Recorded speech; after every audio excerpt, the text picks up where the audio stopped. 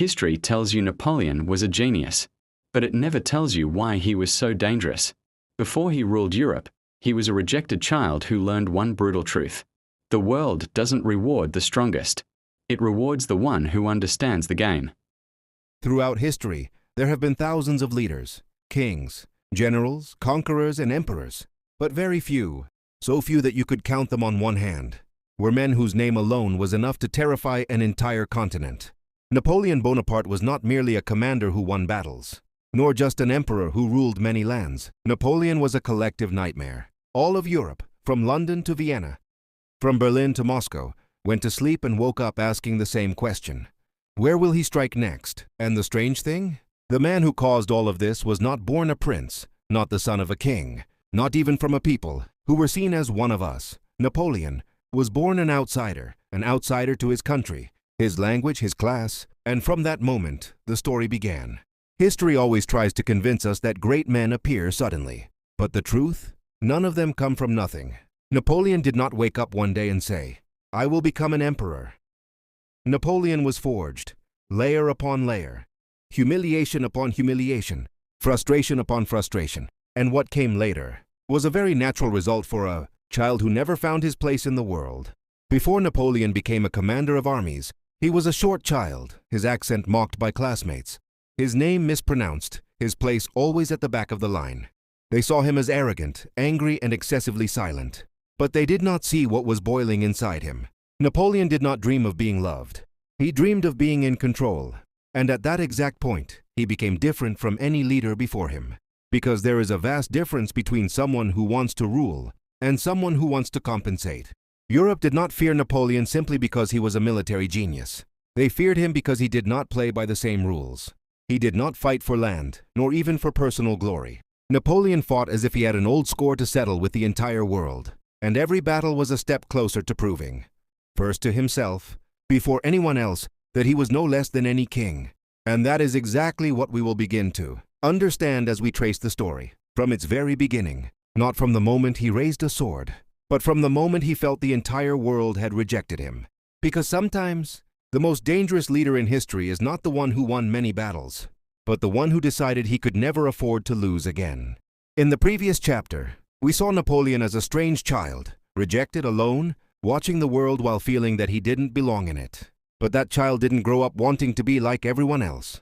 He grew up wanting to stand above everyone. When Napoleon entered the military schools in France, he didn't arrive empty. He came carrying years of resentment. Resentment toward everyone who mocked his accent. Resentment toward everyone who looked at his height and dismissed him. And here, the difference began to show between Napoleon and the rest of the students. They were learning how to become officers. He was learning how to win. He devoured books on warfare, memorized maps, calculated distances, and always thought one step ahead of everyone else. While his classmates laughed and stayed up late, Napoleon sat alone, building wars in his mind that hadn't happened yet. The irony? He still wasn't loved, even as he proved he was smarter than them. France itself didn't fully accept him. They saw him as Corsican, foreign, overly ambitious. That's when the most dangerous thing in Napoleon's personality began to form. The feeling that he had no one behind him, and that if he didn't take what he wanted with his own hands, no one would ever give it to him. Then came the French Revolution, and the world caught fire. Kings fell. Systems collapsed. And at the exact moment when everyone else was afraid, Napoleon saw opportunity, a chance that history had finally opened its door. In his first real battles, he proved he wasn't just a small officer. He saw the battlefield like a chessboard, sacrificing pieces, taking risks, and winning at the very moment everyone thought he had lost. From there, his name began to rise, not as a popular hero, but as a dangerous force. Napoleon didn't reassure those above him. He unsettled them. He was fast, intelligent, and had no red lines. With every victory, the old feeling inside him grew stronger. I deserve this. I deserve power. I deserve command. I deserve to rise above. In simple terms, Napoleon wasn't fighting an enemy in front of him. He was fighting his old image, the child who once stood at the back of the line. And with every victory, that image was erased little by little. But the real danger? At this stage, Napoleon wasn't satisfied yet. He hadn't decided to stop. He was only at the beginning, unaware that the path he had chosen had no return, and that the first moment he would ever feel out of control would become the most dangerous moment of his entire life, the moment he understood the game. As a child, Napoleon always felt like he was standing outside the picture, outside the circle of acceptance, outside the circle of trust. But what changed at this stage was that he stopped trying to enter the circle and decided to break it. At military school, everything had rules: who speaks, who listens, who steps forward, and who stays behind. Napoleon was always in the wrong place, not because he was stupid, but because he wasn't like them. His accent was different. His appearance was different. Even the way he thought was unsettling. In the middle of all that rejection, he began to discover something dangerous. The people who make the rules are not always the strongest or the smartest. Most of the time, they're simply the ones who arrived one step earlier. That realization was a turning point. Napoleon understood that the game wasn't about physical strength, noble blood, or titles. The game was about the mind, timing, and audacity. Napoleon started studying not to succeed, but to control. He read history not to memorize it, but to understand how empires fall, how leaders make mistakes, and the exact moment when victory turns into defeat. He looked at battles the way someone looks at a chessboard. He didn't see soldiers, he saw moves. He didn't see blood, he saw outcomes. That made his thinking terrifying.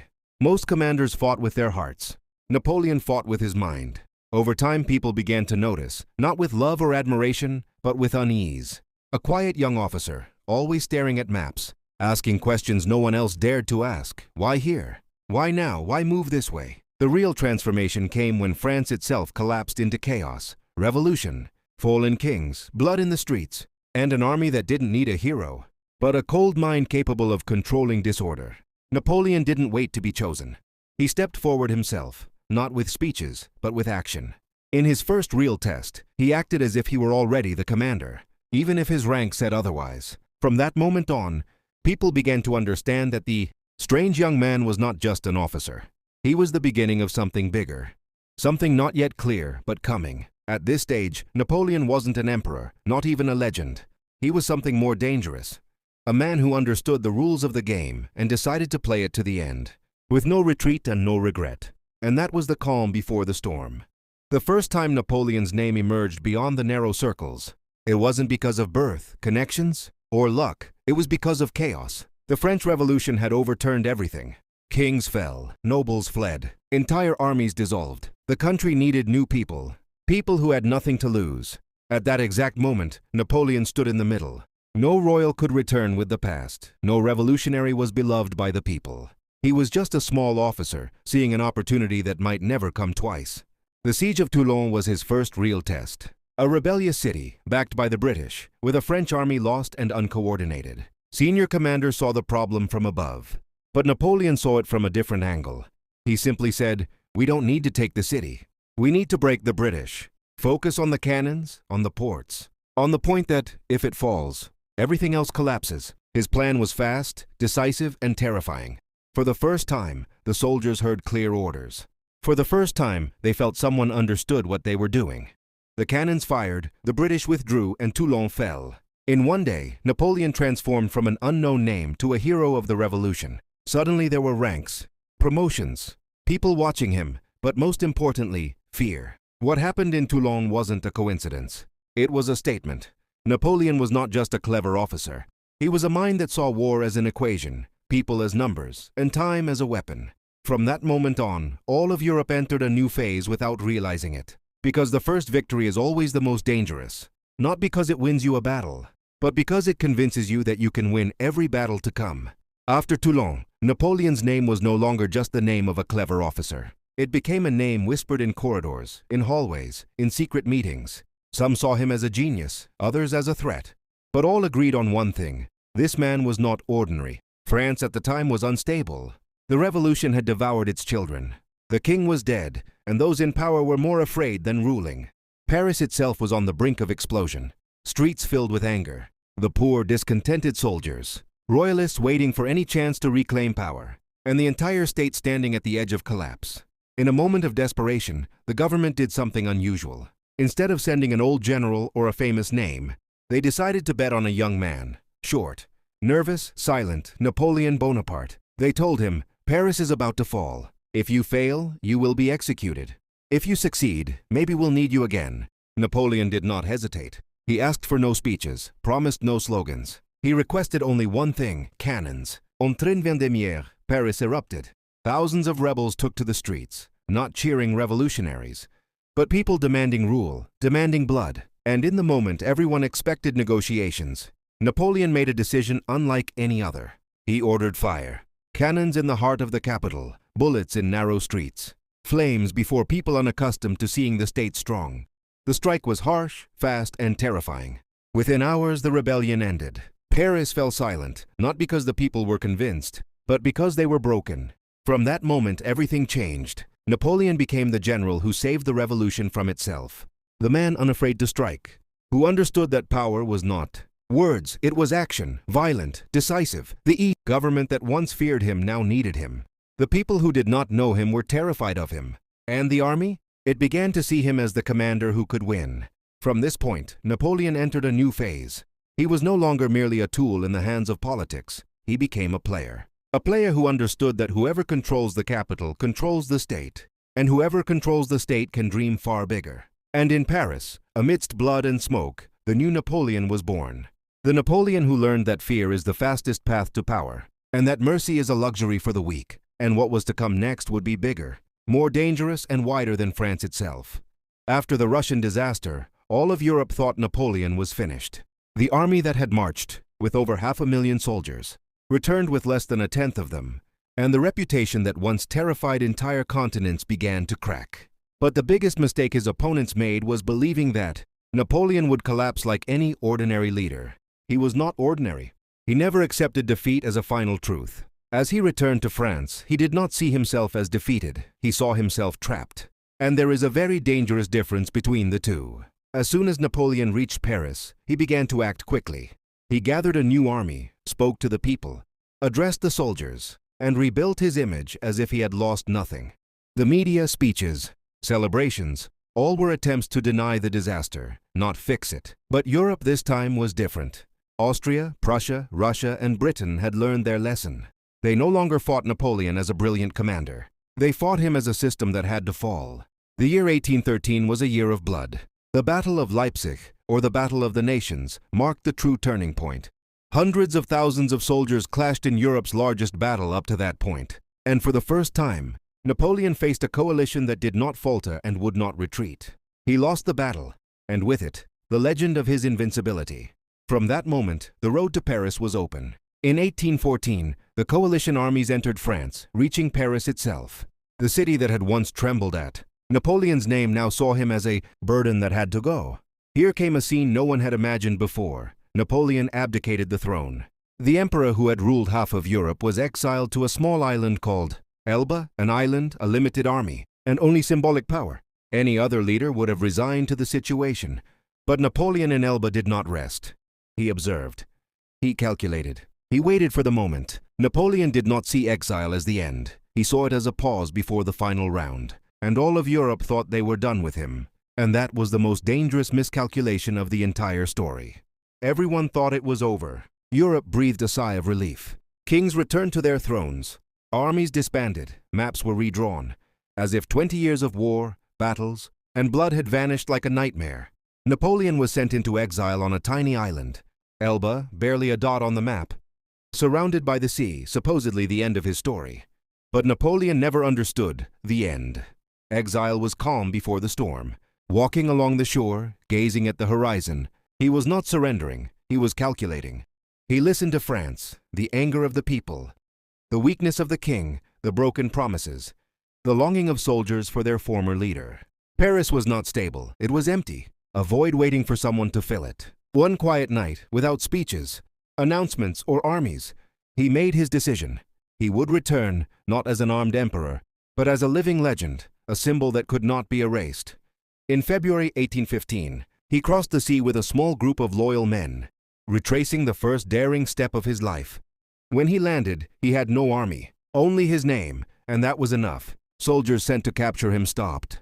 He opened his chest and said, "If you have come to kill your emperor, here he stands."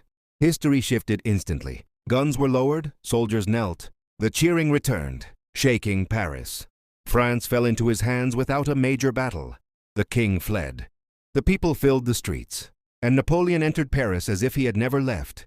This return was different. Napoleon himself had changed. He had no patience for delays, no time for experiments. Europe understood immediately. Fear returned. Alliances formed in days. Napoleon tried to act first, striking before the circle closed around him, leading him to Waterloo. Rain soaked the battlefield, mud slowed his troops. Commanders failed to execute the plan. He fought with his mind before his sword. But the world stood united. Small mistakes became disastrous. The arrival of the Prussian army at the critical moment sealed his fate. As the sun set, it was over, not just a defeat, but the closure of a chapter in European history. He surrendered, aware there would be no return. He was sent to St. Helena, a remote island at the edge of the world. No armies, no crowds, no escape. Slowly his body weakened, but his idea endured. Napoleon died, yet his influence and memory lived on. He was not simply a man who won and lost battles. He was proof that one individual, with will and ambition, can shake an entire continent. History does not always favor the cleverest. It favors those who understand the moment, who refuse to vanish. Napoleon, despite the end of his power, never stopped. His legacy became immortal. His strategies are still studied. His name evokes awe, and his story teaches that some ideas live on long after the person is gone. In St. Helena, far from Europe, Napoleon became more than a man. He became a phenomenon, a lesson, and a warning. One person's vision and will can challenge. Napoleon didn't die in battle. He didn't fall while raising his sword. He wasn't tried before his people, and he wasn't executed like many tyrants. Napoleon died alone, on a forgotten island at the edge of the world. A small, barren island called St. Helena, far from Europe, far from armies, far from maps. It was as if the whole world decided to put him in a footnote and forget him. But the problem is, some people cannot be forgotten.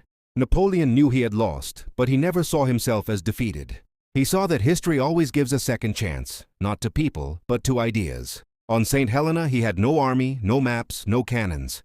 What he had was far more dangerous: his memories. Napoleon reviewed his life, his battles, his victories, his mistakes, his betrayals. Every time, he saw the same picture: a man who rose from nothing and shook the kings of Europe. A man who made the entire continent rethink its armies, laws, and fears. In his final days, Napoleon realized that his true power was not in cannons, it was in an idea. The idea that any human, regardless of origin, can stand against history and change it with force and will. Napoleon's body died, but what truly lived on was the legend. His laws are still studied. His military strategies are still applied. His name is still spoken as if he were alive. Some people don't end when they leave the world. Some people truly begin after they are gone. Napoleon was one of those people, and that is not the end of the story. That is why we tell it from the beginning. The final fall and the name that refused to die. Napoleon, while on St. Helena, knew that the war was over and that he would never rule again. But what he didn't want to admit was that the story itself hadn't ended. The emperor who had stunned Europe, broken kings, and reshaped wars was now imprisoned on a remote island, far from any throne, close to the end of his human life. His body weakened, his health deteriorated, and his enemies waited, not out of fear of him, but to make sure he became part of the past. In 1821, Napoleon Bonaparte died, far from France, far from his army, far from everything he had dreamed of. But strangely, his death was not the end of the story. It was the beginning. Europe, which had been terrified of his name, began to tell his story. The people who had hated him started studying him, and the soldiers who had fought against him began learning his strategies. He lost the throne, but he gained immortality. He became an idea before he was a man, a reference for every leader and inspiration, for anyone who had ever felt rejected.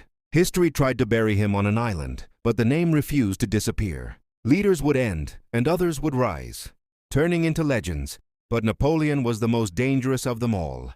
After defeat, exile, and isolation, the world thought the story was over. They thought Napoleon was finished, closed inside history books. But what many people didn't notice is this: some people don't die when they fall. Some people truly begin after they disappear. Napoleon on St. Helena was not just a prisoner of an island. He was a prisoner of a much bigger idea. The idea that he lost everything except one thing no one could take from him: control over the story. Far away from Europe, far from armies and crowns, Napoleon began the most dangerous battle of his life, the battle of memory. He knew the kings defeated him with weapons, but they would not defeat him in history. So he started telling his story, reviewing it, rewriting it. He turned himself from a tyrant in the eyes of his enemies into a legend in the eyes of future generations. Napoleon understood. very early that history is not written by the one who wins the last battle. History is written by the one who stays present after the battle's end. And that is exactly what happened. Europe felt safe when he fell, but for many years it could not escape his shadow. His laws continued to exist. His military ideas were taught. His name changed from a defeated emperor into a concept, a model, an open question. How could one man shake an entire continent? Napoleon died in body, but the idea did not die. He died far away, weak and sick.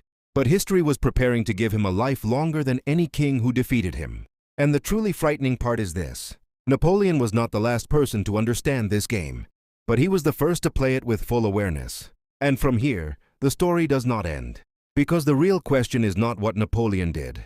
The real question is, how many other Napoleons can be born when the world puts pressure on the wrong person?